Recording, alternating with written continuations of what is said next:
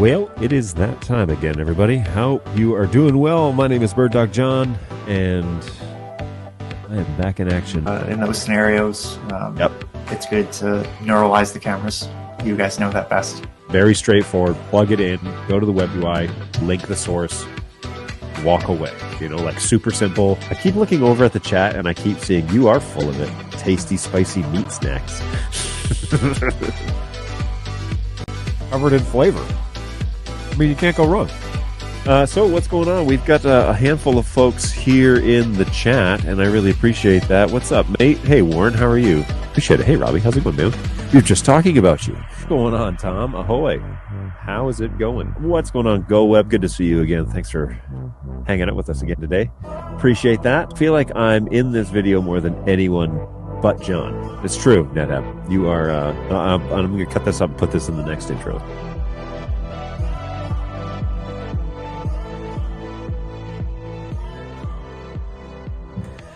Yep. It is time to get going once again, folks. Hopefully you are doing well. I'm going to check my audio over on the good old YouTube. Yeah, hey, what's going on, everybody? I am BirdDog John, hanging out here on another very cold Tuesday morning here in the Great White, Michigan. And we are shoveled out, had a little extra snow this past weekend, and now we're back in the office. But man, I can't seem to heat my house well enough. Probably need to have somebody come over and check that out because I can't seem to keep the heat inside. So anyways, but it was 0 degrees when I came into work today, and the wind chill made it feel like -8. So good golly. Welcome to Michigan. Welcome to winter. It's officially underway, that's for sure. Yeah, so lots of stuff going on. Hopefully you guys are following along online as to what's happening over at BirdDog, but major announcement, which we will walk through here. What's going on, Kevin? How are you? Good to see you again. And what's going on, Maxie? Hope you're doing well. Thanks for stopping by. Hi from the Netherlands. Oh, hey, what's going on, Petra? Good to see you. Thank you for jumping in the chat. I appreciate that.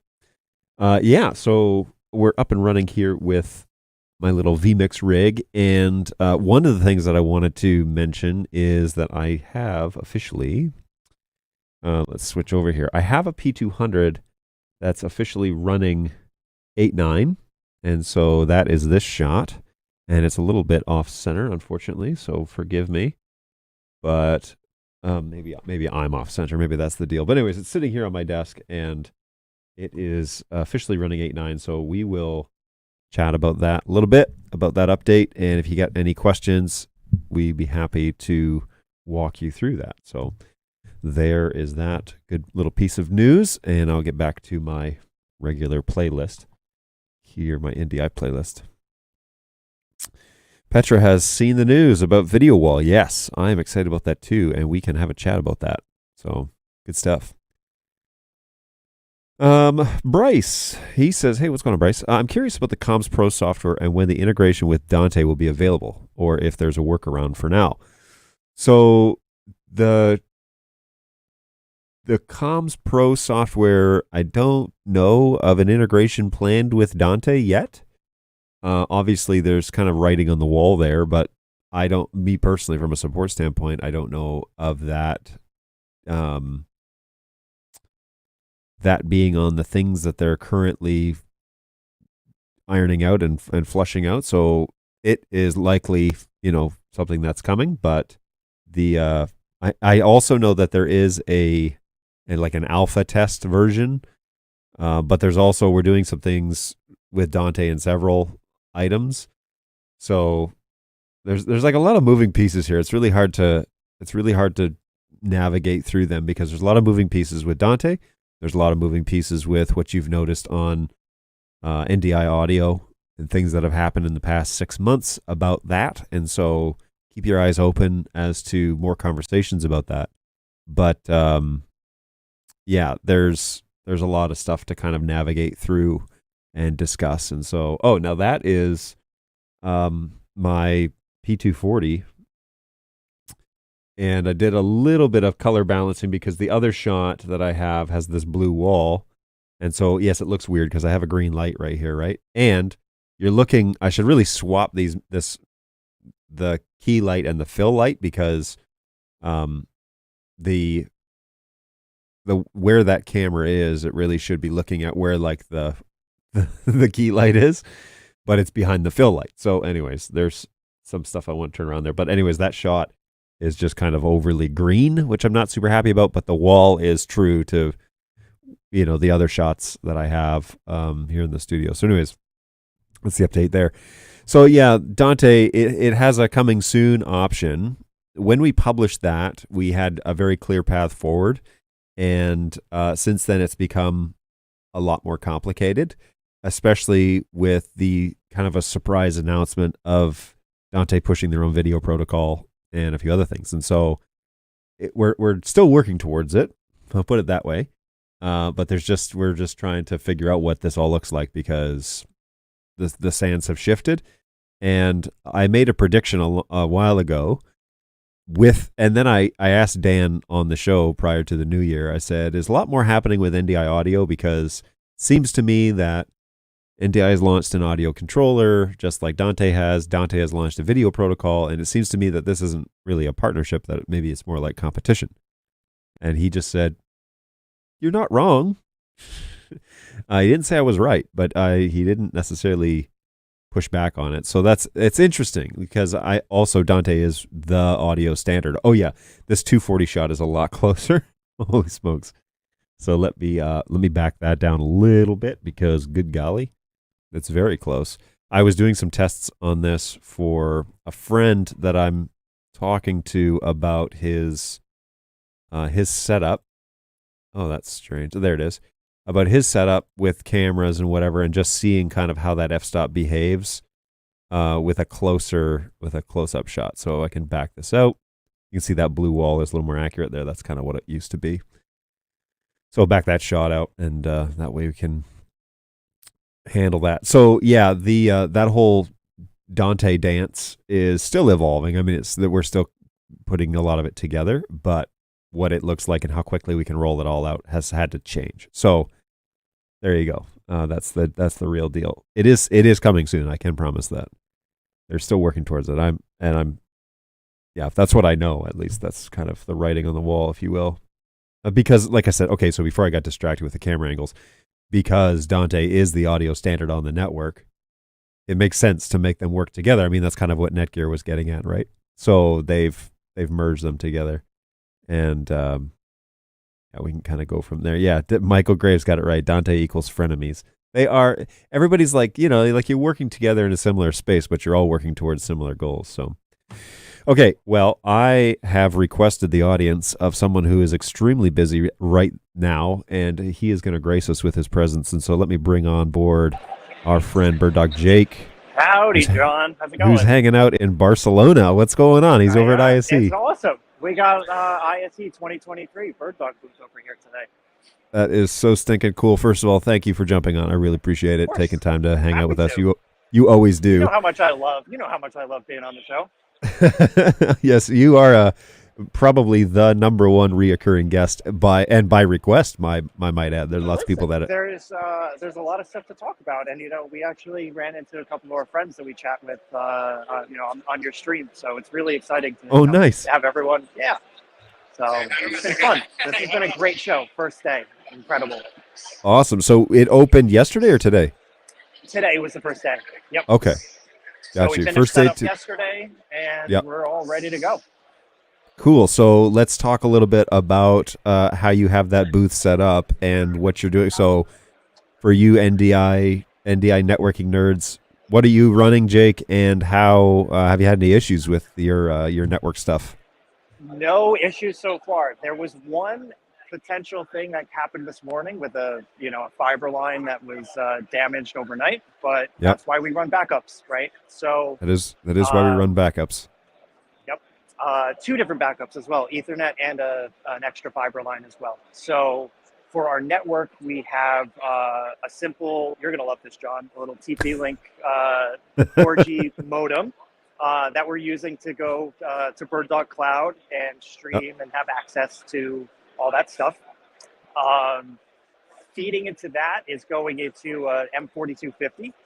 That is, I believe we have the 20 port switch um, in the rack, and then Yep. at two of the booths we have a 40 port switch and another 12 port switch.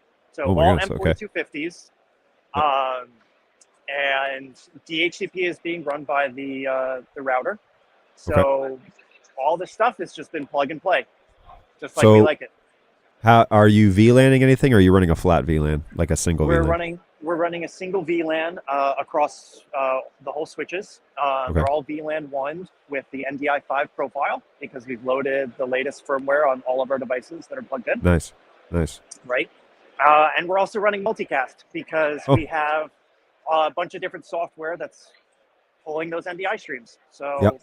it makes a lot of sense to just have one stream go onto the network and then, feed into where it needs to go. Yeah. So Yeah, cam control, camera director, central. We have, looks like someone's looking at Dino right now. And it's been amazing. How many sources and destinations do you have on that network? I know we have at least 11 cameras hooked up, and then we have at least another 5 or 6 computers.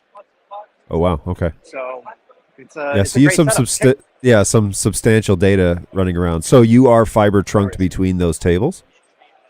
We are, correct. Okay, cool. Yep. So Very cool. The 2 secondary switches are plugged into that main switch. Yeah. Yeah, they all go back to that root switch instead of They do. you're not doing like a spanning tree or anything, but you're just going back to Exactly. a single point. Yeah, very cool. Yep. So that way each device only has one hop between wherever it needs to go. Yep. So it made a lot of sense. That is my go-to design, especially for trade shows, but that's my go-to design even when I'm talking about networking for people, is just have a central place you go back to. Yep. Cool stuff. So let's talk about what's at the show. What are you guys showcasing over there? We have behind me BirdDog video wall. Let's see. So there it is. Hold on. There we go. I'm gonna make you primary here. Here we go. Awesome. Cool. So BirdDog's video wall is being powered by 4 plays right now. So we have a 2x2. We're taking an NDI stream from Central 2.0's router. That's being fed into BirdDog video wall because Central is one of my favorite softwares. And I don't know, maybe video wall might get up there too. Because what we get now, which is my favorite, so everybody loves the stream decks, right? Yep. So what we're doing over here is we have instantaneous switching between our video content, including some live cameras, right? Switching between to P4K, switching between a P400, back to the video wall, and back to another video. So being able to I can't get over how stinking fast that is. Like you're just punching those in, and it's switching. It's incredible. It really is. So let's just talk about video wall for a second, right? Yeah, let's do it. So what we're doing here is we have those 4K 25p feeds. Those are being split into 4 different streams, and then those are then routed to those plays. Okay. Are they? What's the resolution that each of them are getting? Do you know? So they're all getting 1080 feeds. Okay. So cool. that 4K is split into quadrants, and then subscribe to each of those individual plays. Yeah. Yep. Interesting. Okay. So, and is that the same for 3x3, or do you need a bigger file size? Do you know how that gets split up? That we'll have to check. I know the guys in the office in Australia have a 3x3 video wall. I'm unsure what resolution that they are pushing to it. But I mean, I wish I had an 8K source because these are 4K TVs. And then, I mean, I like to, push the limits, right? Sure. So, here's a really cool thing. Yeah, that's so cool. Yeah. So we have those just plugged in, USB power from the TV, HDMI, and right into the NDI network, right? So too much fun. Yeah, it's too slick. That's great. It is. Um, so what's the traffic been like at Video Wall? Like you guys, we basically announced this at the show, right? So We did. is ISE, for those who aren't really familiar with it, what are the clientele that show up to ISE? So this is the AV integrator partners, the corporate offices, facilities, things like that. Yeah. We're in an interesting space because NDI is a developing technology, and being able to have this very low cost video wall software and decoders to be able to get that running, Yeah. especially for like entranceways and for office spaces. And even today, I was thinking about how incredible to take like Zoom ISO NDI feeds and then push that to a video wall, being Yep. able to get gallery views or even Teams NDI outputs, things like that. That's going to be an exciting workflow for this stuff. Yep. But I mean, compared to all of the other, I mean, everyone has, a lot of the manufacturers here have a video wall type of solution. The thing that makes this exciting is that ours is NDI, right? Right. And not so just we have full a lot NDI. of flexibility, not just full NDI, because we have those plays, right? Yep.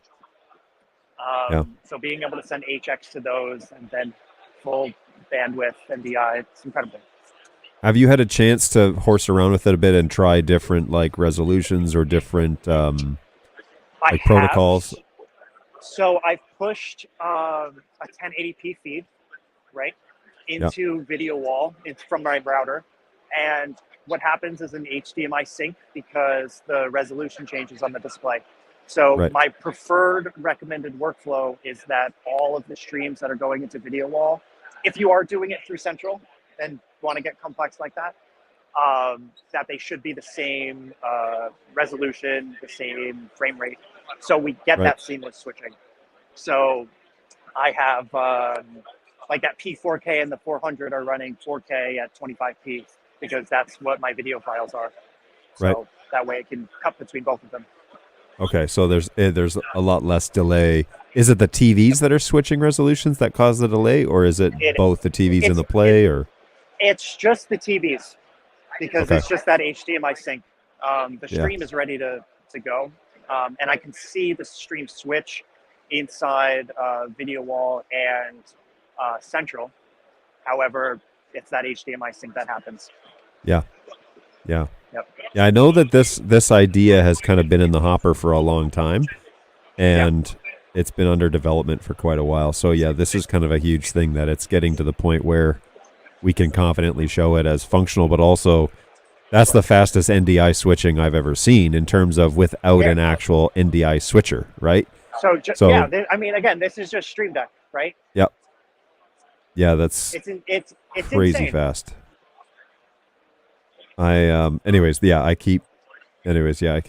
can't get over how quick that is. It's way faster than anything I've seen. I use Central as a switcher, like consistently. It just works. Yep. Yeah, it's a interesting integration option because now we've got somebody in the chat that says I've never even thought about doing signage over NDI, and that's kind of the idea. Now is you it's can. like, well, yeah, it's actually really Why not? possible and relatively inexpensive. Like the thing that's going to be the most expensive for you is the TVs that you choose. It is. I mean, the play is 150 US. Yeah. Central is 299. So are there bundles that we're doing some sort of like promotion for video wall? Do you know those offhand? I do. So because we have a 2x2 and a 3x3 configuration for video wall right now, we have two packages. We have you can get the software by itself for I believe $4.99. You could also get the package of 4 plays and video wall software, or 9 plays and the video wall software. I don't have the prices offhand for those packages. Yeah, it's going to be different in Europe as it is over here. Yeah, I think they're online. Right on. Well, that's really cool. Okay, what else are you doing over there? Okay, video wall is like the thing. Video wall is the big thing. So we are just talking about it just with plays right now. However, it does work with SDM modules, which is one of my favorite devices that we have going on over here. So I have a looped video playing back in Central, Central Generator. that is then being fed into a SDM module. An SDM See if model you on the can see back of that. That's an NEC TV, right? It is an NEC TV. Yeah. There it is. So BirdDog essentially, SDM. so that BirdDog SDM in the flesh. So a single Ethernet, right? It's getting power from the monitor itself. Yep. And it's right on the NDI network. So this is a non PoE required NDI decoder strictly, or what options do we have in SDM? The M1 actually can also act as an encoder as well. It can't encode and decode simultaneously, so it's either or. Yep. When you're encoding, it's going to be displaying the video that you're encoding onto that screen. And when it's decoding, it's clearly decoding right onto pushing that, a stream, Exactly. Very cool. So you're sending out of Central to the SDM module. I noticed there's something on the wall there too that I want you to show. That's underneath it. Yeah. Yes. Wall plate. So wall plate. So we have two of them. So that one we're using as a wall plate out. Yeah. Right. So just being able to go right from HDMI out to a display, which hold on, I might have lost you for a second. Yeah, it's just a black. There you go. Hey, don't turn off your phone while streaming, or don't press the sleep button. So we have an output right for that one, and then on the ground or on the tabletop we have our input. So right now I have a P120 and HDMI out right into an encoder, and we could see. I don't know if the green light's coming through, but we have a green sync and a red ready to stream. So nice. So that's a wall plate on the desk and a wall plate out on the wall. Totally. Right on. Right. Cool. And that's one of my favorite converters. Yeah. Just because it does fit in a 2 gang box, it is perfect for those installation, final. It's just straight PoE, right? It's less than 15 watts or less. PoE. Exactly. Yeah. For 2 HD signals in, it's perfect. That's so cool. And then one of my favorite cameras up there, the A200. A lot of good ones. It's like the faithful outdoor semi-indestructible. It is. It's like really, it's hilarious because the A200 is pretty much like you have to do a lot to it to break it, but people still figure out how to break it.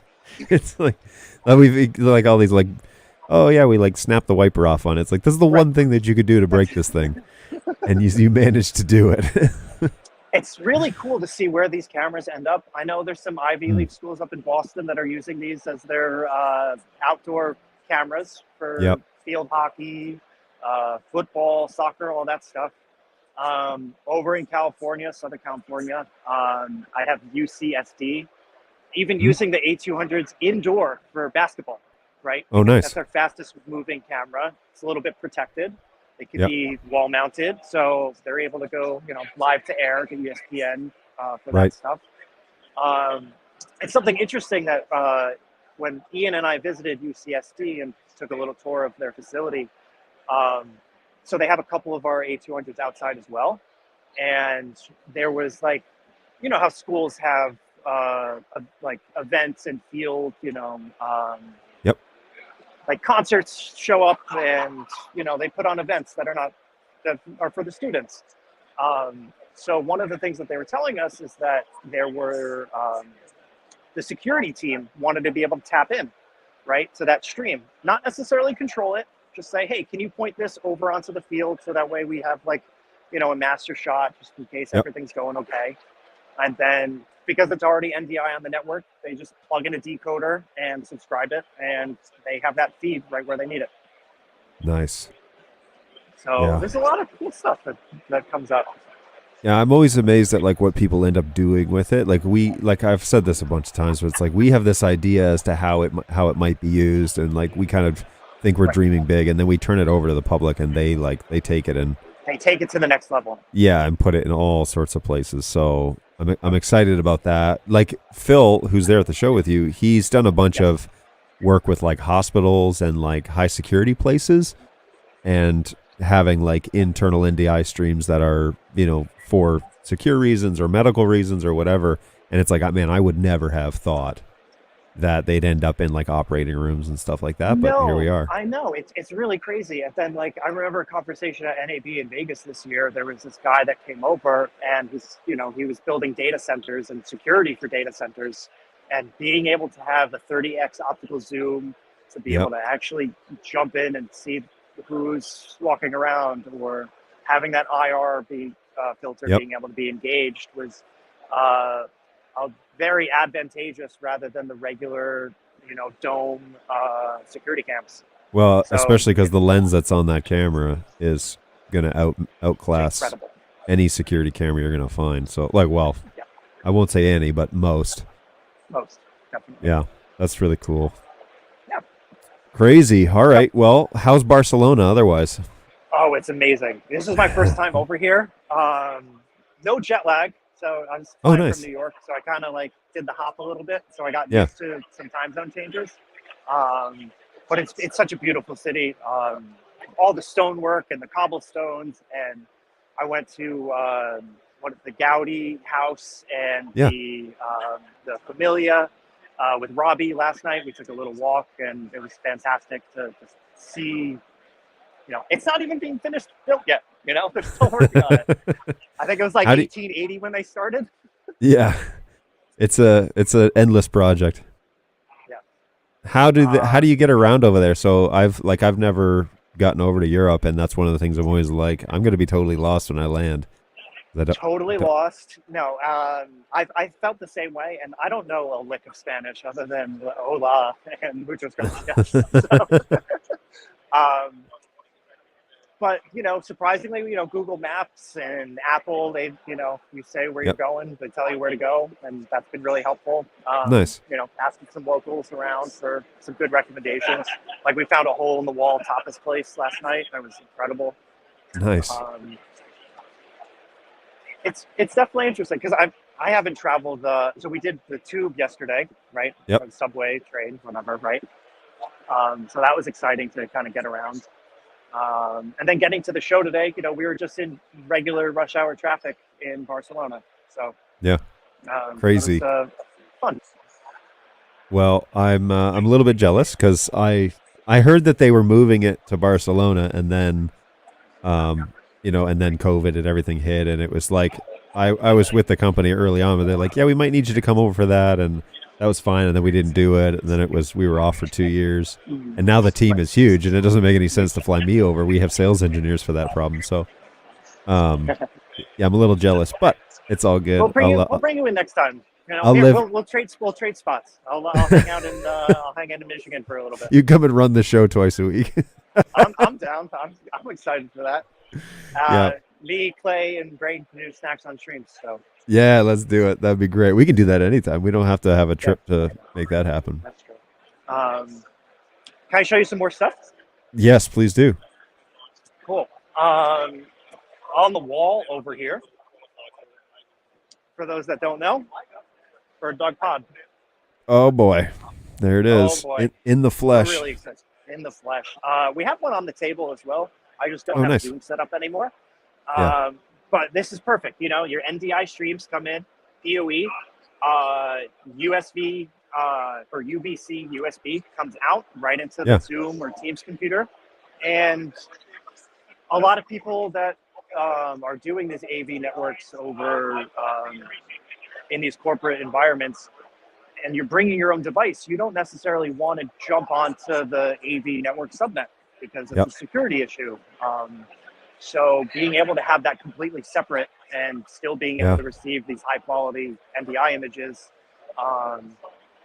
and it could be anything, right? So we could subscribe like those wall plate ins. So if someone has like a PowerPoint going right in, you can push that out right to Zoom or wherever. If you have 3 or 4 cameras in a room, you can do switching. And my personal favorite is that the buttons on the pod also support all API.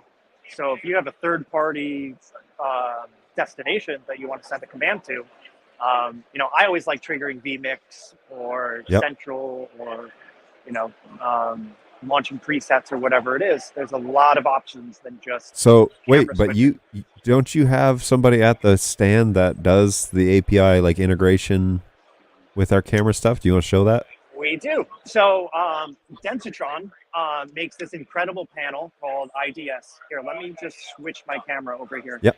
I'll go, here we go. Let me know when that comes through. Yep. All good. Cool. So this is the IDS panel. So I've loaded all of our cameras that we have here at the show, A200, P4Ks, 400s, 200s, 110, a couple of 120s, right? So what I'm able to do here is I could jump in via, now I'm looking at my A200. And this is what I love about what these guys did at Densitron, is that once I click this NDI stream, I actually have a little NDI player on top of my control. Yeah. So if I go ahead and I need a, pan or Make an adjustment. These cameras, or even if I need to zoom in, right? Oh, there we go. You have, That's crazy. have some full control of this stuff, including white balance, presets. And then it's just so easy to just jump back into another camera. So now I'm looking at the 300. Oh my gosh. Okay, so that's looking up at the top. So let's pull this down. Right. There's a lot of people that want to mess with the keyboards and and stuff like that. So then there's that, right? And then I love the outdoor cameras because they can do a full 360, right? Yep. So here we go. Yeah, you get your exposure settings, auto, manual, all that stuff. Super easy to configure. Seriously, this is like, that'd be a great item to sell to churches. Absolutely. Who just want to have full access to everything on one touchscreen. So when we were at IBC, there was a Densitron booth, right? Yeah. So they had one of our cameras over at the booth, and it was really cool to see how that camera control is. It really opened my eyes to how incredible that workflow is now that we have those 12 cameras here. So being able to jump into a multi-cam production and have those be, controlled through a touchscreen panel, be able to see that on its screen is incredibly advantageous. Yeah, that's crazy. There's a lot of options there. Ooh. Yeah, I know. So I'm going to get the guys to work on Central and a couple of other things too. Nice. I'm thinking that there's some cool workflows there too. Yeah, I mean, well, with the API commands for pod and play and whatever, you can select the source that you which camera you want to use on the pod, right? And then that's what you have for your incoming source. So yeah, there's a ton of cool stuff that's right on the horizon. Mm-hmm. A lot of integration stuff. Anyways, so that's cool. So what other some cool stuff we were doing? So we had that 4G router, right? So I'm able to pull in all of my BirdDog cloud sources, go to BirdDog DX, receive streams from Australia, right? Nice. And being able to pull and send feeds wherever they need to go. Yeah. I think we end up getting 50 megabits down, no, 80 down and 50 up. Oh, wow. On 4G. So do you know? We have more. Oh, you're on a 4G connection. I was going to say, do you know what they're charging for internet at the show? It's too much. Astronomical. It is. Yeah. It is astronomical. It is too much. Are they eye-watering NAB prices, or are they? They are. Oh, jeez. It's 3,500. I don't know. It's just for what, a 10 meg? Upload? Yeah, for nothing. So, it's you can load a website in an hour. So what? We got a €20 SIM for 25 gigabits of data, and when that runs out, you get another one, right? Right. It's just. Yeah, I think that's a losing market in the long run. If, as a side note, it is. They're not going to be able to charge those prices for too much longer. No, and here's the thing about why I really like the 4G stuff is those towers are still up. Those signals go way further than 5G and LTE. And all of our phones, devices, and everyone that's walking around the facility is on that 5G LTE anyway. So we have no congestion, and we're able to stream. So if I had a bonded cellular modem, I'd pop 4 SIMs in there and call it a day. Yep. And just let the thing run, and when one falls, it fails over to the other. Cool. Love it. Well, Dude, that's great. Is there anything else you wanna talk about or chat through? I know you're Um, busy over there. It's been a yeah, busy first I think day. it has been a busy first day. Everyone loves coming by the BirdDog booth. You know that. Yep. A lot of great conversations, a lot of interesting workflows, a lot of aha moments, right? Yeah. Yeah. For remote control PTZ stuff, for um, pushing onto displays. It's too great. Right. No, that's awesome. Well, I'm like I said, a little jealous, but happy you're over there. You're the guy to be there. Yeah. So keep Thanks, doing John. what you're doing and let us know how it goes. Well, thanks so much for having me on today. This is Oh, awesome. gee, anytime, man. Yeah, the crowd's going wild, so we can. I can just pull up. Silas says, "Hey." Hey, Um, Silas, what's up, man? Petra says, "Hey, I'm sorry I couldn't make it to Barcelona, Jake. Ooh, we got to hang Um, out next time. And I'm sorry I seriously." missed you when you were in California. That would have been so fun. But maybe next time. Let's see if there's any other shout outs here. Nothing specific that I can't answer that we need to keep you around. Oh, NetHab says, I have my fingers crossed for SD 480. Yeah, Yes. don't let your fingers cramp. Yeah. Well, Jake might know I'll more test than that I do. for you. I'll There test you that for go. you. I don't know. Send me an email and we'll talk. Yes, that's the proper way to do it. Is let's talk to Jake and see what the options are. And if any of you guys have like workflow questions and whatnot, all of our team is available at hello@birddog.tv. Boom. I'm personally available at jake@birddog.tv. Pretty easy. Um, we love to chat with you guys. We want to hear what's going on. We want to help you guys with your productions and your AV networks and figure out what makes sense. And that's why I love the NDI world, right? So a lot of these Yep. other guys have, their proprietary workflow solutions. They don't necessarily integrate with anything else. Um, like I was talking with the data video guys around the corner from us, they're Yep. looking at, hey, I can send my NDI stream to your play, or vice versa. We can have our encoders go to their devices, and Right. at BirdDog, we're so more than willing to work with everybody. So Well, and that's the real key, right? Because if you work together, then the options get a whole lot more open. But truthfully, if you're known as the company that's willing to work with everybody else, then that kind of it draws people to that purpose. right. So I'm really excited about that. Yeah, there's good things on the horizon. And for those who haven't seen a 240 yet, Boom, there it is. boom. Love it. And Actually, I my could favorite camera. I can cue up that this is the 240 shot from me. Oh, nice. Oh, that Yeah. looks great, John. Yeah, it's up in the roost. It's a little green because this light right here, but and it's behind the fill light, so it's not properly exposed, but whatever. But yeah, I'm not kidding. When I promote hello@birddog.tv, folks, Jake is one of the guys behind the scenes over there, and him and the rest of the team that answer those emails are spread out around the world, first of all, so they can definitely give you a hand with your NDI ideas as to how to get started or what you should be thinking about and looking at when it comes to using NDI integration. So Jake may not be available for a few days, but he'll be back answering those emails shortly after the show, and he probably will have some jet lag coming this way back. So we'll see how that goes. Most likely, yeah, but we'll see how that goes.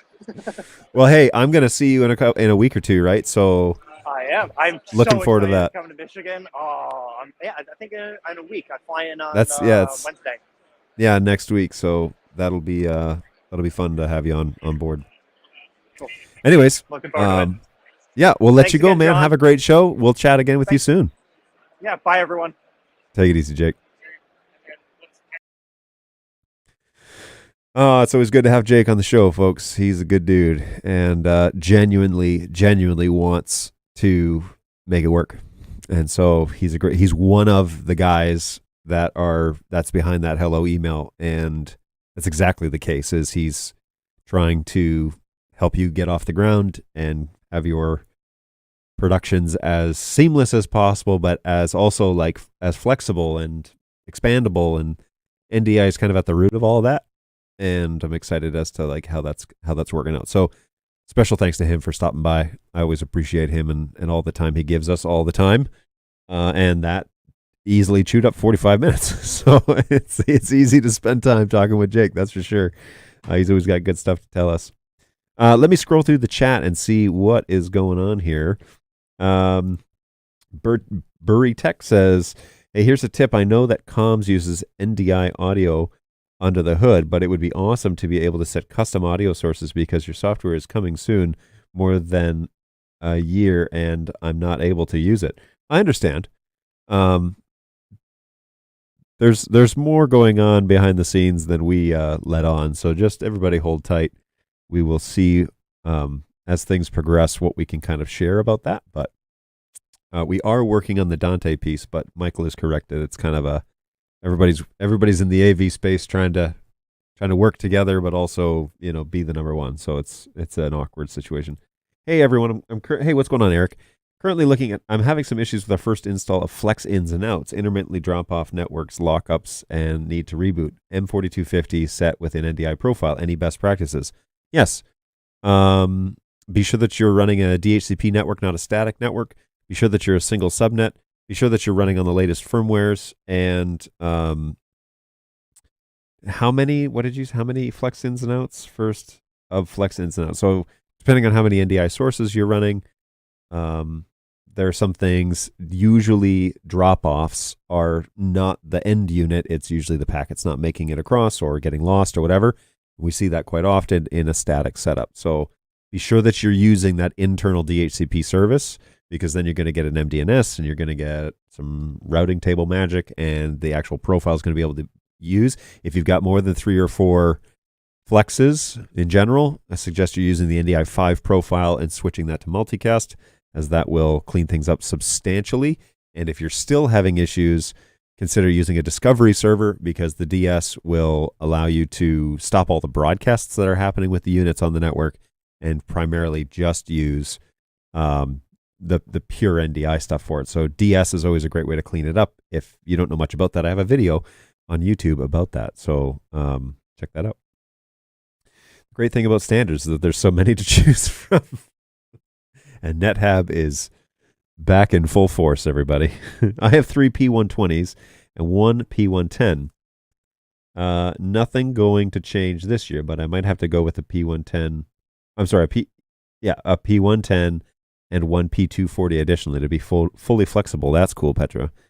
Yeah, I know you're doing cool stuff up there. I need to probably have you on and talk more about what it is you're up to. Tess is sending the love, apparently. Thanks for that, Tess. Hey, I'm so sorry I couldn't make it there to Barcelona. Oh, I've showed that already. He's sorry too, and he's sorry that he missed you last time. Balu says, nice, that dude on the screen looks so happy. And NetHab agrees. It's always funny when folks are on camera, but they don't know they're on camera, and they're just their resting face is exposed. It's good stuff. Exactly. Hey, Petra says, perfect. I already wanted to host a show with a video wall, and now this is the first time it's actually become remotely affordable. See, that is one of the things that I have been thinking about a lot, is just how much more, like, video walls are usually astronomically expensive, and you buy into a specific ecosystem that allows you to do them.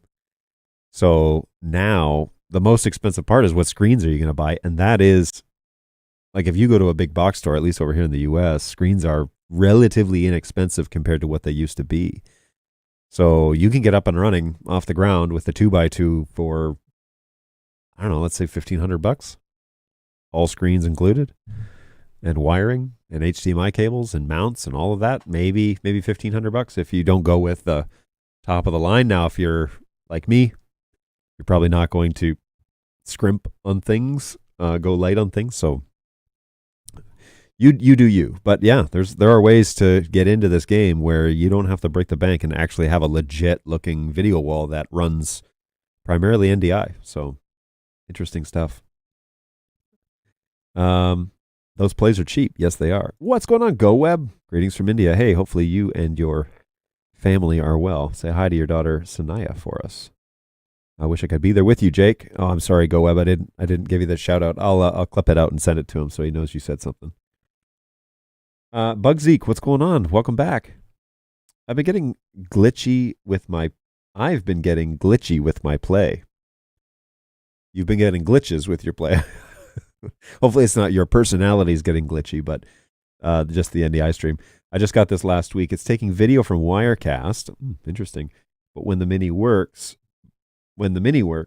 perfectly when I swap them out. Interesting. So the mini is a different decode, right?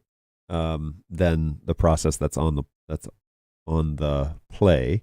But if you send me your details, I actually do have Wirecast and I can output that. Do you find any increases in performance on the computer when you're sending it to a mini versus when you're sending it to a play? Any CPU increases or GPU encoders on for Wirecast? I don't know what they're up to these days, so I can't speak perfectly to it. But I do have a copy of Wirecast here that I could potentially do a little testing. So let me know if you want me to do that. Hey, how would the storage work for a security camera application? Well, it depends. You can, the sky's the limits, really. It's basically just decoding NDI and then choosing the way that you want to store it. The files would be enormous if you were just doing straight up NDI.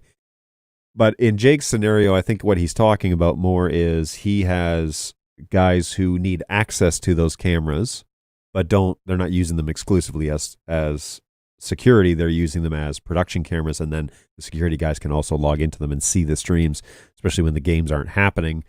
They can, use the A200s or the P200s or whatever to have a live view of things. So there's probably a way, though, that you could take NDI streams and convert them down. I'm thinking cloud and record them with very low bit rate, as low as you could possibly get bit rate files, so that it retains the majority of the detail, but they're not 140 megs a second. You could really probably get them down. Not too sure how that workflow would work, but whatever. Petra says, sales engineer, what does that actually mean? You should be there too. What does it mean to be a sales engineer? Well, sales engineer are basically, I'm going to overgeneralize here and maybe get in trouble, but they do a lot of pre-sales support. So they're experts in the products, and they're helping customers understand exactly what's needed to have a successful installation and helping them flush that out so that budgets and things are expected and understood before they even get into the NDI game. And so it saves us a ton of work on this side, first of all. But that's what they're up to. They're talking with customers on a very here's how you actually do it level. Instead of just a sales pitch and nice slides and some glossy papers, they're giving real world, here's how it's actually done. Here's how we recommend that you do it. So that's what he's up to. I just ordered a pod. Nice, Angus.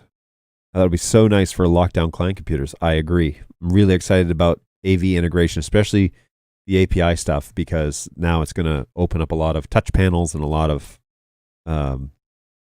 stream decks and all that stuff that can be integrated just directly with it. And super, super simple. So you just number the cameras or front camera or rear camera or whatever and just punch the button. It switches it on there, and that's what shows up on your as your webcam. So super cool.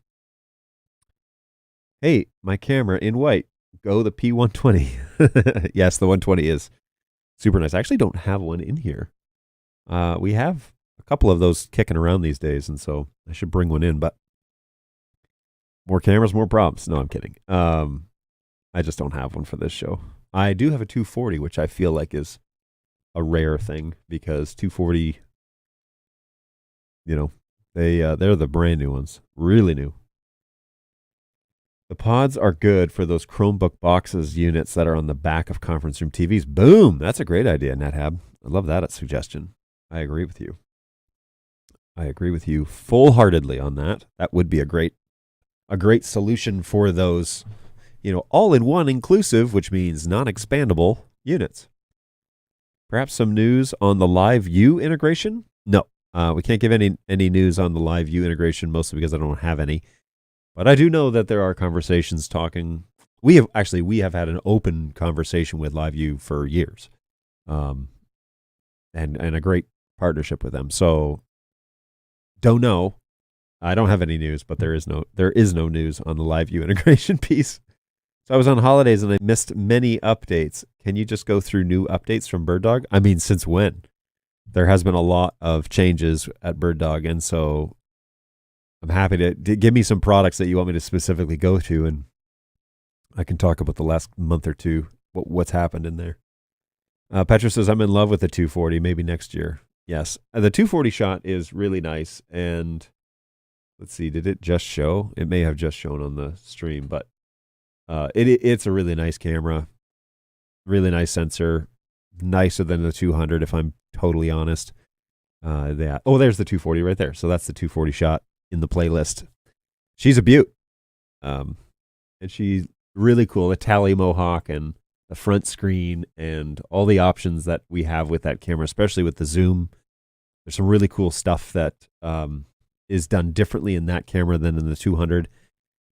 And I think it just makes an all-around a legit step up than what the 200 is. Now, if you don't need those bells and whistles, the 200 is currently on sale, and they took $1,000 off of it. So that is a steal of a camera, because it is still very much so the best-selling camera we have, and it is very much so being used every day across the world. So that's my primary camera. That camera that you're looking at right now is a P200. Yeah, Jake the Goat. Silas. I haven't updated my 120 since I got it.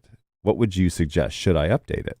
Well, it depends. I mean, like always, do you need all the things that come with the latest update, or is it in a production environment? How much kind of... Anytime you do a firmware update on a camera, you need to probably commit to having some time to familiarizing yourself with the new changes. Also, if anything could possibly go wrong, you want to have a buffer time as to, if I need to try and sort this out or fix it or whatever. Of course, we support the latest update, so we recommend that you use it, but when it's a production camera, and many of these cameras are not just sitting around for testing purposes, you definitely need to weigh the options as to, is this a busy season? Do I have some time to do this and get familiar with it? Maybe, the presets, for example, like sometimes when you do a MICU update, you need to reset your presets. Well, some guys have hundreds of presets. It's like, do you have time to redo all those if that's a requirement? You need to probably weigh some of that. And we're happy to answer the questions as to what has changed between the firmware you're on and the new firmware that's offered. That it should be listed in the release notes already, but of course, hit us up at help@birddog.tv if that's an issue. Bezel-less TVs are still astronomical. It's very true. Bezel-less TVs are very expensive, but I would say they're much more, if you're going that route for TVs, which I understand the desire to do that, then it's not as expensive as it was 2 years ago. That's for sure. I still think it's way cheaper. Silas, Best Buy Insignia TV video wall time. Yeah, let's do it. If you do that, let me know how that goes. I was a sales engineer in a past life. Yes, the past lives. The roads that have led us to the places in which we find ourselves. Isn't that the truth? Michael Graves with some of the deep thinking. You get a gambit of things here, folks. You are not just coming here to talk NDI. You're going to get some life. You're going to get some life truths. If Michael Graves has anything to say about it. Sales convinces you to buy the thing. Sales engineers get it to actually work. It's true. And support plays cleanup. So we got a whole team here. We got a good offense and a good defense. So the head of the department of Make It So. There's a Picard joke in there somewhere. Maybe I should get a Engage or a Make It So soundbite and add that to my list. I appreciate that. Yes, I ran into play glitches too last weekend from vMix. I swapped it out for a studio and it worked great. Only had old firmware because new wasn't on site until after the weekend. I hope it fixes it. Well, if it doesn't, let us know, because we're constantly having conversations. There's that 240 again. We're constantly having conversations with engineering about what people are experiencing. And if you're having an issue and what sort of like glitches, like be specific, maybe take a little screen, like a 5-second video and send it to us so we can see exactly what you're seeing. And, it's a huge product because it's a major entry into the AV world, and it's an ARM process, right? It's not the horsepower that comes with the Flex Out. It's an ARM process. It's a totally different way to decode stuff, but it does HX2, HX3, does full NDI. So whatever it is that you're seeing, remember, first of all, you're not using a Flex Out, you're using a Play. That's a different device, and it's decoding differently. But also, show us what you're experiencing. We'd be happy to look into that. What's going on, Josh? Thinking vMix program out to a client's WebEx or GoTo meeting or whatever terrible thing that they're forcing us to use. January 23rd. Well, you haven't missed too much then. It's only been a week, my friend. If I hadn't just bought a second 200 and very expensive 2-camera case, I'm planning to throw 5.5 on all of my gear this week. I got a few days to work through any potential issues before going live next week. Okay, good. And guess you're playing the game correctly. For me, it's the additional protocols that are the P110, 120, and 240 have. SRT enables me to remotely to bring it into vMix. RTSP for my joystick from the brand I shall not mention. Okay, so Petra, be careful because the 240, the 110, and the 120 now do SRT with the NDI 5.5 update, with Silicon 2 update. However, that's also available for other cameras, right? So you can do the fleet that you currently have should be able to do those protocols. And the SRT, the RTSP, that sort of stuff. It's not just those ones. So 110, 120, 240 are all great cameras, great lenses, better than the previous generation. Always great to update. But yeah, you should have those options on BirdDog cameras in general now with the introduction of Silicon 2. So yeah, heads up. Any update on Silicon 2 for P400? Did Silicon 2 did it not come out for a 4K yet? I thought I had remembered that was the case. Products, let's just go here. Support, downloads. Silicon 2 public release notes. Just one moment, please. All cameras except P400, P4K. So yeah, so those two cameras, they're still waiting on a little different code from those because that is a different platform, if you will. So no movement on that yet, especially with the ramp up to ISE. But we should start hearing more about progress here in the next little while that's going on. P100 can't. Really? Am I? One second. Let me go back. Silicone release notes. Release notes. To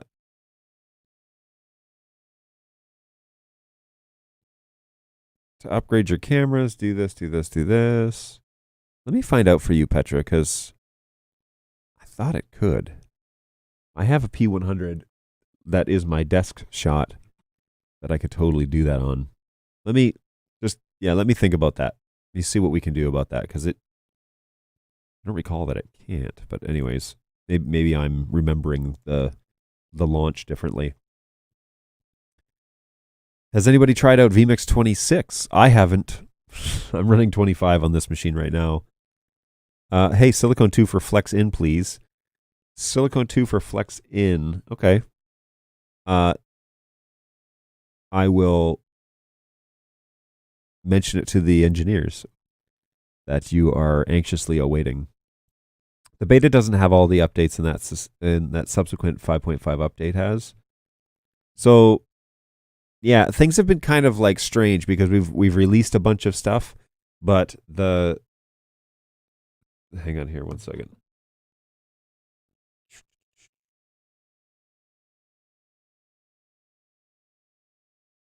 Okay. So the recent update 8.9 should work in conjunction with Silicon 2. And so if you're going to that one should be everything. But again, reach out to us at help if that's not the case. My guys have updated the cameras to this camera in particular, let me turn off my playlist. Let me go to this like up the nose shot that I've got going on here. So this is a 200 that's running 8.9. If I open the web UI for this camera, yep, here it is. I'm sorry that I can't share this. Oh, yes, I can. Why couldn't I share it with you? Let's go.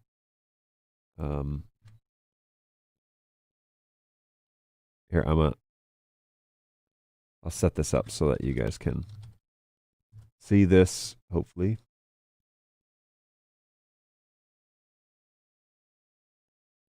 Okay. So this is the web UI for this. Let's explore this just a little bit. This camera has just been introduced onto my network. And I've changed a few things, multicast. I did switch it over to because this network is multicast, but I also went in here, did some AV changes, did some cam control stuff. So just look through here and see what options we've got on 8.9. Okay, that's all good. Stream network on. Failover source gen lock tally. Can turn that on. Yeah, let me explore this a bit because I need to understand this better.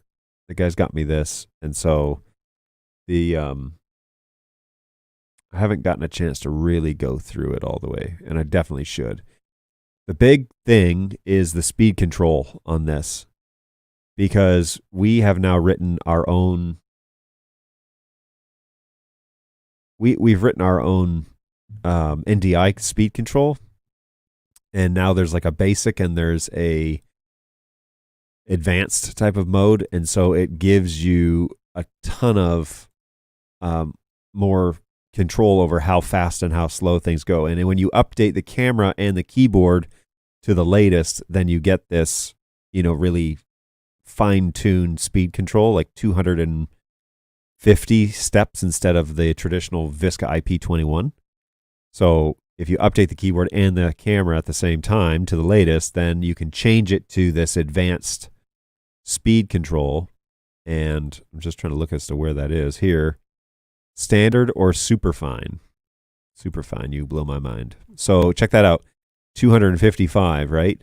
And so now you have this like incredible scale that allows you to have these really tight parameters.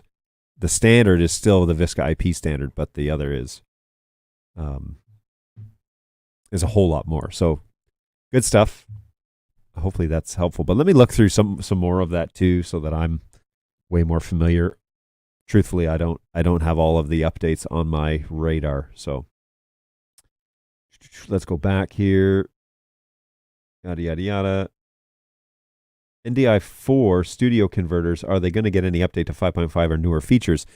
They will. The plan is to get them to NDI 5. That I know. Newer features, I don't think so. I think there's some bugs that we need to squash, but I think that in the end, they're going to go to NDI 5 so they can read NDI 5 correctly natively, and the NDI 5 libraries are installed on those devices, but that's kind of the end of that. Getting HX2 and 3 will be huge. I agree. I don't like HX, but I understand why people want it. There's a fair bit of, to have both options makes it super flexible. It's just not my preferred, that's all. I upgraded to 2.6 after finishing my last virtual event. Seems stable so far. Boom. And another vMix 26. So far, so good. I've been using vMix 26 for some time. It works without issues. Wow. Apparently, kudos to vMix for having a stable launch. Good for you. I'm excited for that finer control. Moving the P200s when they're zoomed out wide is a total nightmare right now. Yes, you need to be sure that you set superfine speed control on the camera and on the keyboard, because if you don't, you're going to lose control. You're going to lose PTZ or pan and tilt on the controller. So be sure you know that you have to set that in both places. Sorry, I was away for something. Thanks for answering my question. That helps a lot. We shall try multicast profile NDI 5. Currently all set to TCP. 4 ins, 3 outs, 2 plays, and a couple of cameras. Yeah. Use that NDI 5 protocol and then switch all your devices to multicast and tell me what happens. I'm running a multicast environment here. Works pretty well. I added another camera, and that has seemed to add some workload on the network. But I kind of know my limits in the studio. I've tested it long enough. Any idea on why my P4K doesn't seem to change iris from around f-stop 4 to f-stop 2? I changed the dial in cam control, but no visible change. F4 and higher seems to change just fine. No, I don't know why that would be an issue. I would need to test that to see that, Silas. Sorry, man. I don't even have a P4K in here right now. Sometimes I do, but most of the time I leave the P4K for their testing purposes. I'll double check. I'll see if ours is online, and if it is, I'll see if my f-stop changes or not. That'd be very interesting to know. Can I control the speed of preset transitions with updated speed controls? No. The transition speeds, this is not cruise control. This is just... Now, you can set, on the web UI, you can set the general preset speed, but that's for everything. So you're talking about setting a speed between preset 1 and preset 2 so it tracks at a speed. No, that's not an option. But we have heard that request. Hey, it's good to know. Thanks for the tip. Angus, for you, man, anything. Petra is the person who has all the answers when it comes to vMix. I'm a big fan. Petra is a wealth of knowledge, and my go-to is... I haven't had a chance to sit... Petra, maybe you and I need to have a chat, because you seem to be a dominant force in this environment. The guy I always go to is Tom Sinclair, as many of you know. Tom is... he's my boy. No, he's everything vMix, and so he's a trusted source there. vMix beta runs a long time, so the full release is usually fairly robust. Boom, there you go. People get really mad about long betas. Really mad. Like, let me tell you, from a support standpoint, jeez. Yeah, they get quite upset. I was away from the keyboard. It's gamer terms. I'm sorry. I have slipped away from the gaming realm, and I don't know all the lingo, but thank you for catching me up, Silas. I really appreciate that. Tom, you're in Barcelona. Well, what could you be doing there? Who knows? Hey, man, go by the booth and see Jake. Tell him I sent you. He would love to make connections around there, and he's a busy guy, but yeah, stop by. Hopefully Barcelona's treating you well. Sorry for re-asking. No worries. Is there a plan to release a Mac version of Cam Control? Oh, I meant to ask Jake this because he would have been a great guy to ask. We have plans to make all of our software across both platforms. How fast that happens, I don't know. But we do have plans to do that. I just don't know what the days are, because who knows how quickly we can cross-platform that. But it is always the plan to provide them on both, because we do know that a lot of production environments are Mac only.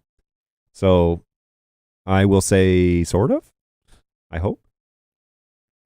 Does the new firmware with Superfine have any controller speed changes if not using the BirdDog keyboard? Well, if you dial it down on the web UI, that will become the threshold maximum. But the real advantage is to have a joystick that has variable, speeds, right? Because then you would really capitalize on that. How's it going, Facebook user? Sorry, I didn't bring your name across. That's just a limitation of StreamYard, unfortunately. Anytime, I'm welcome to talk. Fantastic. We should get in touch. Most lenses, as they zoom in, change their lowest f-stop. That's why zoom lenses are often listed as f2.4 to 4, when 2.4 is zoomed all the way out and 4 is zoomed all the way in. Do you want me to bring that P4K into the studio? No. That thing is so noisy. But I will fire it up, and I'll try and get some answers for Thursday. Try and get some answers for Thursday. Hey, what's the best way to sync 3 BirdDog P400 cameras via BirdDog Cloud? What do you mean by sync? Is my question. Maxie. Hey, how's it going, Maxie, by the way? Yeah, what do you mean by sync? Because that could mean a lot of things to a lot of people in the AV space and the broadcast space. So give me a little more context as to what you mean, and I can tell you what I know. That's for sure. And we're going to just pause for a moment because Balu has hooked me up with a little snacks on stream. So let's cut to that. John's just making up stuff to start drama. Look, I don't know. Look at him. Wish me luck, folks. It's my first Vegemite experience.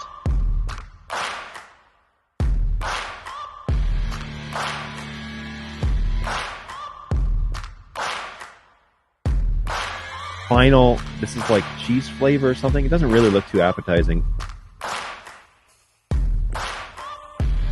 Good golly, this is something else, man.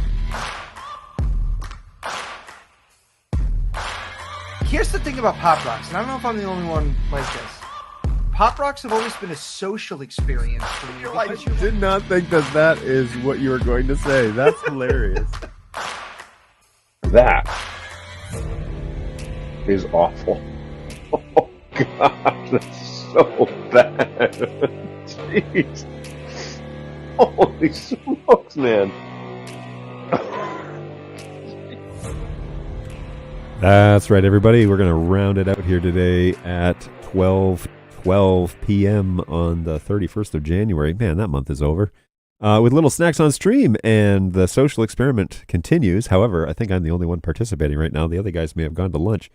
But Pop Rocks were delivered, and to compare and contrast, the Kool-Aid popping candy, which is basically the knockoff of Pop Rocks. So we're going to try that out. And then my wife last week, or maybe 2 weeks ago now, brought me cheddar jalapeno crunchy Cheetos. And so she said, hey, I'm picking these up for you. Then I thought, oh, that's super nice. And then I mentioned this last week to you guys, and you all confirmed that, yes, they're delicious. So we're going to give the Pop Rocks candy a go, and then we'll finish it out with some Cheetos. So that's the plan there. And we will continue to answer questions while we participate in that social, non-social experiment that Senseless had outlined on that video.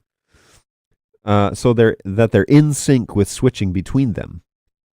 So the issue that you have is that you have like NDI, and the P400 doesn't have the Genlock port active as of like right now, I don't think. I know they're working on it unless it is active at this point. I don't know. I missed that. But you're thinking something like Genlock, where there's a synchronized timer that's either on the network or whatever, and you're syncing them across. But NDI operates in a variable bitrate, IP-based transport, and so there's a lot of things that can play a factor here that are it's very difficult, is what I'm getting at, to synchronize the video that's happening on all the baseboards and in the NDI chips. To my knowledge, there is no official way to lock cameras together. NDI 5 came out with something called NDI Genlock, and what that is the cameras are all looking at the time code at a specific NDI source. You can do that, and it works pretty well. The cameras that are in this studio are all NDI Genlocked, with the exception of this one that's on the table here, this 8.9. You can do that, and they all can look at one single source. So in my case, they're all looking at the P200 to generate their time code. So they're all locked that way. And then they all come across via NDI and into vMix. And I find that it works really well. I don't have to adjust my audio inside vMix I don't have to adjust it in multiple ways for different camera shots. It's just adjusted once for the delay that I have. So that works really well. And that works for me. But there are larger installs that are not just across a single switch and that are going to have different timings. Maybe your switches are not that great, and so maybe they're not processing data as fast as mine are, or vice versa. Maybe you have an extremely robust network and it's way better than mine, and your timing is off as well. Like it's different than mine as well. So I do suggest using the NDI Genlock in the NDI 5 update and give that a try. That's really where I would start. Now, if you're using remote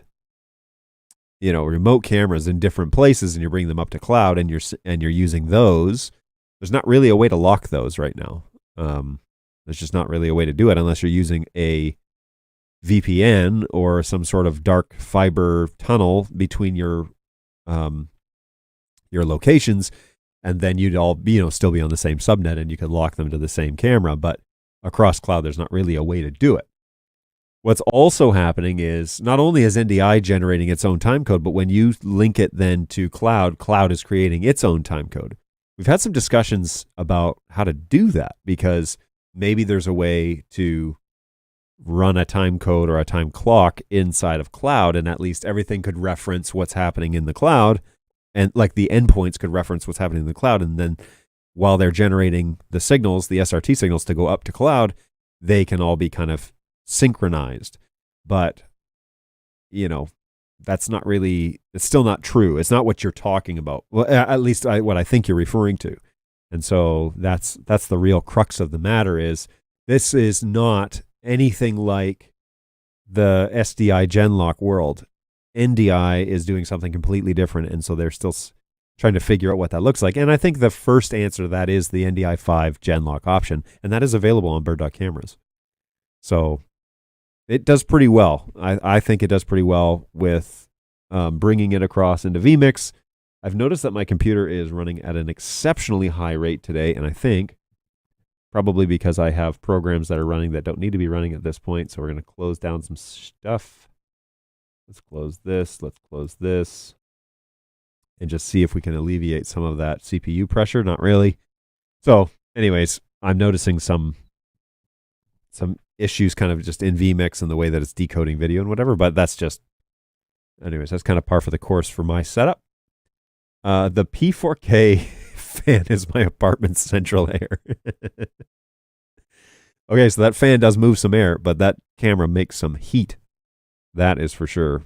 And those decibel ratings are listed on the website, so that should not be a surprise. If you buy that camera, that should not be a surprise. That does have an internal fan, and it does kick on when the heat gets hot, so be aware. Using a software joystick control. So I do have pressure-sensitive control now. I'm hoping the changes will be realized with it as well. So that's the thing, is it needs to be reading the BirdDog NDI signal and not like Visca IP. So if you have a third-party controller that's reading Sony Visca IP, you're going to be stuck with the 21 steps. If you're using NDI, the NDI metadata, potentially, then you could be using the 255 steps. That's available.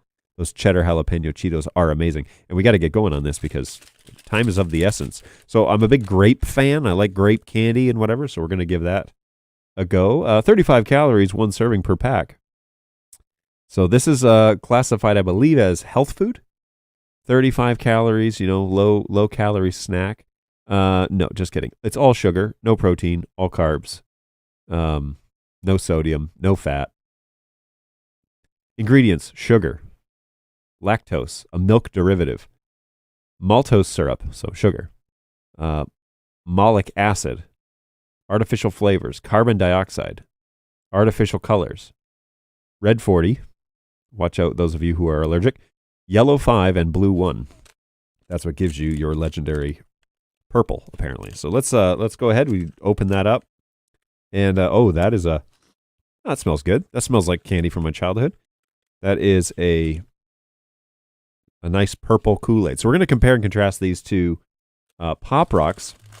This one's grape. The options I have here are strawberry, watermelon, and tropical punch. So put your vote in the chat for which one I should try after this. Again, those options are strawberry, watermelon, or tropical punch. Give me your votes, and I'll tally them up. And here goes some Kool-Aid popping candy, also known as Pop Rocks 2.0.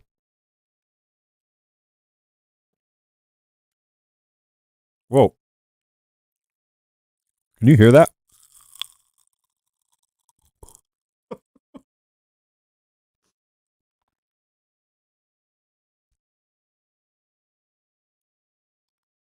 Wow. Yeah, that is quite the experience, that's for sure. Still going.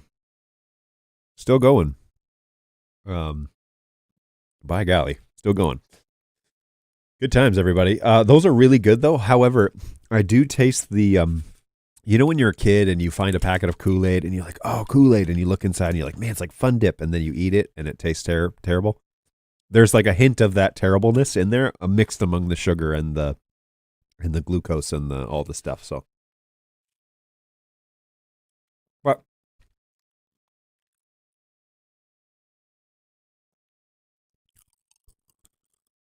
full disclosure though, if I was in the market for Pop Rocks and I showed up and they only had Kool-Aid popping candy, yeah, I'd oh, you can't even see that. That's hilarious. I'd be fine with that. This is good. This is good. Yeah. Really good. So, good times. All right, so we're going to open these Pop Rocks. Oh, went down the wrong tube. So no one voted, so I'm just going to, that should tell you something about how engaging this content is. Watermelon it is. So we got watermelon Pop Rocks. These are the OG of popping candy.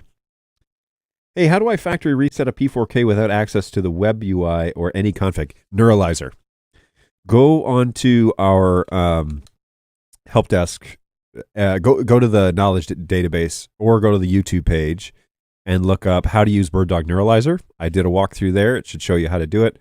That's how you factory reset that camera without being able to get to the web UI. Neuralizer might take 3 or 4 or 5 or 6 or maybe more restarts of the camera, so don't give up after 1 or 2. I state that in the video, but I'm dead serious. The reason for it is the sequence to kick off Neuralizer doesn't happen every time the camera boots on. So just because it doesn't happen the first couple times doesn't mean that it's not going to work. But you just have to give it a little time. And if you have any questions about that, go ahead and hit us up at help@birddog.tv. Hey, trying to use Neuralizer. Want to make sure I'm setting it up correctly. I'm following the video. Do you have any suggestions? That's totally fine. We get that all the time. We expect those questions to come in. You won't like annoy anybody or whatever. But yeah, hit us up if you have any issues with that. But there is a tutorial video on how to do that on YouTube and on the knowledge. It's the knowledge database article is just a link to the YouTube. Has the video embedded. So all right, hey, here's watermelon. Good times, everybody. The package is green and black, but the watermelon candy is red. So I don't know what that means.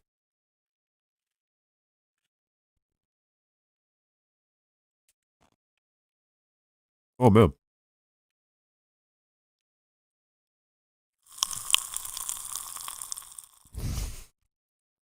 Sorry. Just to gross you out a little bit. Woo! Okay. All right. So, straight up, Pop Rocks has figured out the science between how to get the maximum pop. Okay, popping candy makes no claims to the intensity of their popping. But Pop Rocks talks about tasting the explosion, and I can attest that if you eat half the packet, it is much more powerful than the Kool-Aid one. The Kool-Aid one tastes just fine. This one tastes good, and it has quite the effect. So, good times.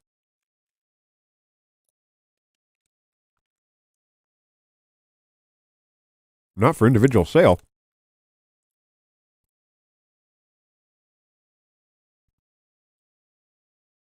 Oh. It's like exploding on my teeth. That hurts. Good, though. I approve. Pop Rocks over Kool-Aid popping candy, but both a good experience. I'll put it that way. Can NDI Studio Monitor make use of the finer pan tilt control?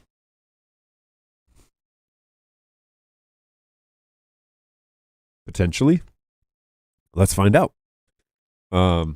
I'm going to go over to the, never mind, I'll do it here.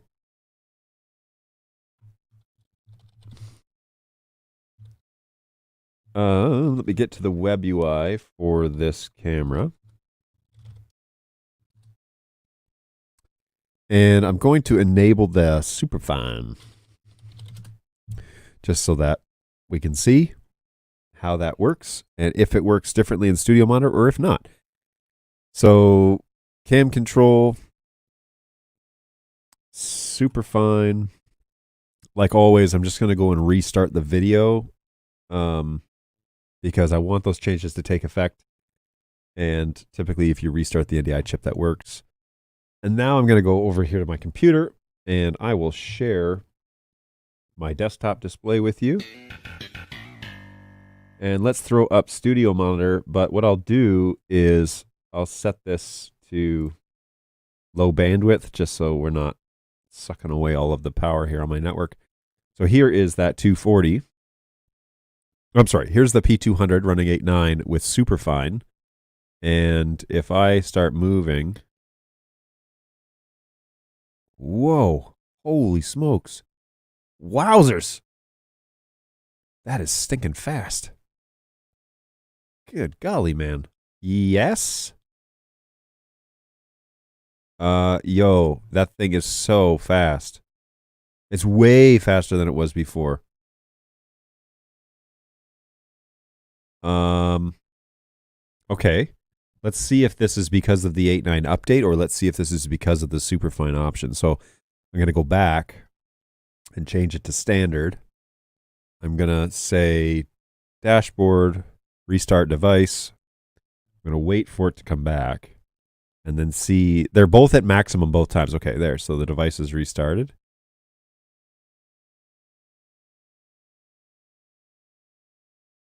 It seems just as fast. Well, I don't know. It seems a bit slower to me.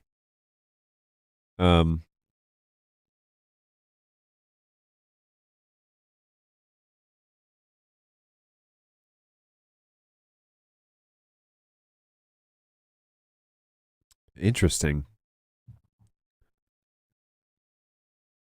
I don't know.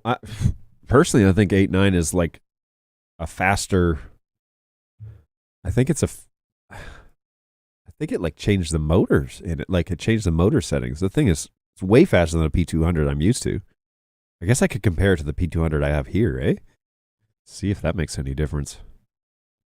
Let's go down that road another day. Jake showed the IDS panel from some company that is touch controlling. What company is that? Densitron. And those dudes are really cool. I have an interview from last April on the BirdDog YouTube page between me and Ruben, one of the guys from Densitron, and he was talking about all of his panel integration and what they're up to. So check that out. It's almost a year old now. I can't believe that. But check that out. It'd be really good to, if you want to learn more about Densitron and their integration with NDI, that they're doing it and they're working with us to do it. So it's really cool. Facebook user, you are very welcome. Hey, John, are you guys planning any online meetings or Hangouts events for BirdDog users in 2023? Other than this twice a week stream? I don't know. I don't think so, but that would be a marketing question, and I could certainly ask. This is the grossest ASMR session of all time. That was Matthew. Hey, Matthew. I don't know. That's a great idea, and maybe I should host it. And we did a BirdDog meetup at the end of the year and had a handful of sales guys and executives hang out here on the show, but we didn't have have any clients or customers or anything. So how about slow and fine movement? Densitron, it's like Crestron, but with stock. Shots fired. How about slow and fine movements? Okay, so there's a good question. Here's a question. Maybe NDI video monitor in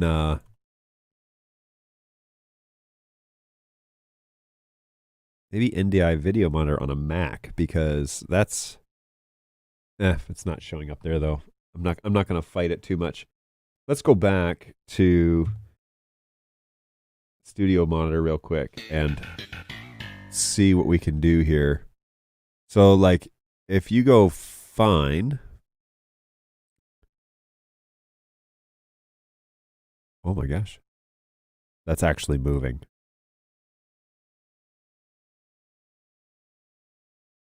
Whoa. Yeah. Superfine does translate over to Studio Monitor. See, the bird is being revealed up here on the stand. Ever so slowly. Holy smokes, that's slow. Wow.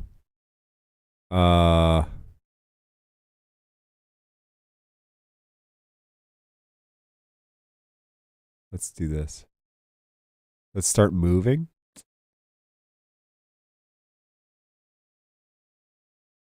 Dude.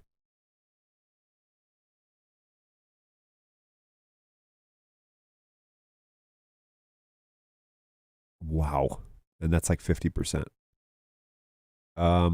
Yes. Yeah. Super fine on studio monitor. I need to go buy an Xbox controller. We have a guy that's been using Xbox controllers as his primary controller for a long time and studio monitor. And it's not that we don't support it, it's just that we just don't use it. But now that we have that superfine option, I wonder if that's the answer. Or one of the answers, at least. On a Mac, the PTZ controls for studio monitor are hidden in the menu. Yeah, and the PTZ controls on a Mac are terrible. I hate them. Hate them. Beautiful. Love it. Yeesh. Good times, everybody. All right, so let's finish out the show with some jalapeno cheddar crunchy Cheetos. Okay, number 1 was good. Okay. Video monitor is terrible compared to studio monitor. Preach, Tom, preach. I agree with you full-heartedly. Yeah, these are good. Deadly. I could eat a giant bag of these. Yeah. Love it.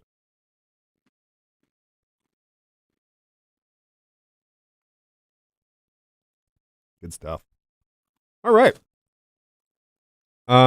So remember a week ago on the 26th, I think? I got booted off of StreamYard, right? And then there was like dead air. And then I logged back in and it said I wasn't allowed to go live because the host had to bring me into the show. Yada, yada, yada. I had all these issues. And then I got back online. I got an email from them saying our servers went down at 9:26 Pacific time. And it appears that you were streaming during that time and you may have been affected by getting booted out of your session. We have fixed the problem, whatever it was, and it shouldn't happen again. We're really sorry or whatever, but StreamYard had an internal error, and that's what we were watching or not watching. But that was the deal. So now you know. It's actually really cool that they emailed me. Most companies would just not say anything, like YouTube. They would just let that glitch go and not apologize or say anything. StreamYard is a paid-for service, obviously, so they were apologetic. And I appreciated that. That was a nice touch. I'm 100% Mac, but I often remote into a Windows desktop to use Studio Monitor to save my sanity. All right. The guy who does it well, Studio Monitor for Mac, is Sienna. Sienna.tv. He has a video or studio monitor, and it has that ball control, and it's a lot better. Has its other glitches, but it's better for control. I have found that it drops signals pretty frequently. I don't know why that is, but for control, Sienna is better than NDI video monitor on Mac. So there you go. I don't know if you knew about that one, but I'm sure you did, Tom. I used to use his app, but I always was crashing on my M1 Mac. Maybe that's the problem. Maybe it's crashing on the M1s. Because that's what I have. I do have an M2. I should try that. Do I have an M2? I might have an M2. I'll give that a go. I'm sure increasing the horsepower on a processor that it wasn't working on before is probably not going to give me great results, but I'll try it again now that you mention it. Oh, there you go. See? You got your money's worth today.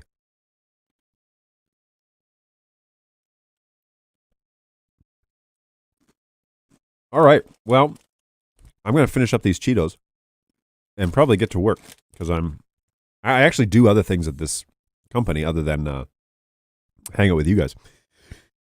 But to be honest with you, I really enjoy this part of my job. Yeah, always like to be around. Always like to have a chat with guys in the field. Today we got a good chat with Jake, and so that was fun to hang out. I think it was around the Intel transition. Oh, interesting. Anyways, as always, guys, hey, if you need us between now and Thursday, hit us up at help@birddog.tv. This will open you a ticket, and my team can get in touch with you. I got a great group of agents and a great team that supports them, and we promise you that we will try and get back to you and figure out what's going on. We genuinely do want to help. We got a whole group of guys like Jake who just genuinely want to get you up and running and making it work for you. So feel free to reach out to them. That's a free service. You don't pay a dime for a ticket, and we try and help you as much as we possibly can. If you have questions about, hey, I just saw on John's show the pod or the wall plate or the SDM module or the new video wall, hit up hello@birddog.tv and you want to know more information. These guys are Jake, CJ, Ian, Robbie, lots of guys, Jason. There are lots of guys over there that are working hard. There's a whole slew of guys that are watching this email. And this actually opens you a ticket as well. It's managed inside the same ticketing system that I have, but it's a different department. But those guys are in there all the time, and they're answering questions and helping people figure out what it looks like to do NDI before they even get off the ground. And so, if you're in the market, if you're trying to up your game, if you're trying to do something different, if you're trying to make your stream better, if you're trying to whatever you're doing, making educated presentations to those who wield the budget, talk to hello@birddog.tv. These guys can help you really map out what you should be expecting to do, how much it should cost, all that sort of good stuff. And it's a great resource out in the field. Again, they're not going to charge you for that. So good stuff. Hit up hello, or if you need help post-sale, hit up help, and we'll be glad to give you a hand. Of course, this show is Tuesday, Thursdays from 11 to at least 12 o'clock. We try and start on time, so definitely join us at 11 Eastern time. That's when things kind of get going. The next couple of weeks, we're going to have people in town and stuff's going to happen. And so I might try and have guests on the show. I don't know how that's really going to look, but I'm going to figure it out. That's for sure. And yeah, we'll see what that looks like. We'll see how that works. And that'll be a lot of fun. Have some folks in the office. But here, Tuesdays and Thursdays from 11 to 12, we try and be online and chat with you guys and have an open invitation to just be a part of our community and ask your questions and seek answers and do that all kind of as a group. We're all working towards a similar goal. So I'd be very happy to bring you on board and to involve you in that conversation. If you would join us again, that'd be great. The place where you can find all of this stuff is birddogjohn.tv, and that's literally just a DNS redirect to my YouTube page. I'm trying to grow that, trying to get some people to subscribe to that. We've got over 150 people at this point, so that's good. That's working in the right direction, but it also helps us show that our community is growing and everything. So if you haven't done that and you would be so obliged, if you just subscribe to that channel, that'd be great. BirdDogJohn.tv, and every support show that I do shows up there. And so when you go to YouTube, as we all do, you'll see when I'm live, and anything outside of this show when I go live will be posted there. So I'm kind of toying around with the idea. It's I've got all these people in town. Maybe I should be interviewing them. So that might be something we do. And yeah, we'll think about that. We'll see what sort of options we've got. So please feel free to link up with me there. And that's a great place to find me. And that everything I do on this platform will be posted there, as well as on the BirdDog YouTube page. So follow us there for all exciting news and everything. In the meantime, take care of yourselves, folks. It's a crazy world out there. So it is it's good stuff. Oh, Tom says, hey, I'm live testing NDI over VPN from Barcelona to London. What's the chances that it works in proxy mode? Right on. That's cool. Hey, so I saw the article where someone SSH'd into the quad and found it was only using one of its 4 CPU cores. Has that been the holdup getting it to realize its full potential? I honestly don't know. I don't know much about that whole situation, but I know that obviously the BirdDog team is well aware of it. And so they're checking that out to see what sort of options we have, but yeah, there's kind of lots of roads to go on. I don't know much about the way that the internal workings, the actual code is working, so we'd have to get an engineer to actually really answer that. But yeah, they are aware of that posting online and some of those findings. So there will be some changes made to the future, both within the code and legally from here on in. But yeah, that's on the horizon. So good find, NetApp. What's going on, Dark Acid? I'm just signing off. Thanks for jumping on, though. I really appreciate you making an effort to get on here.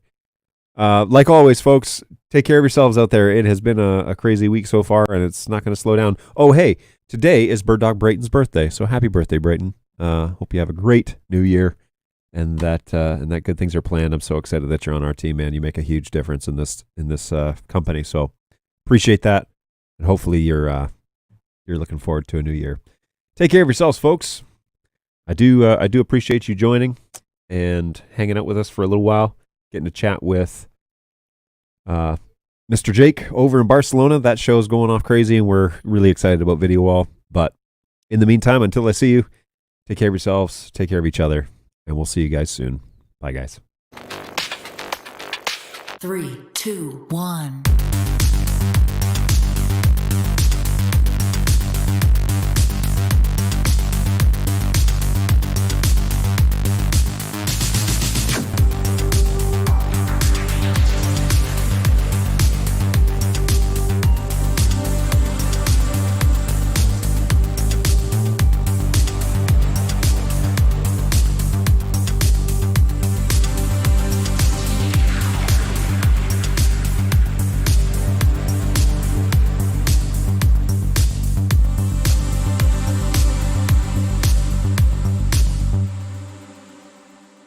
Kids, you tried your best, and you failed miserably. The lesson is, never try.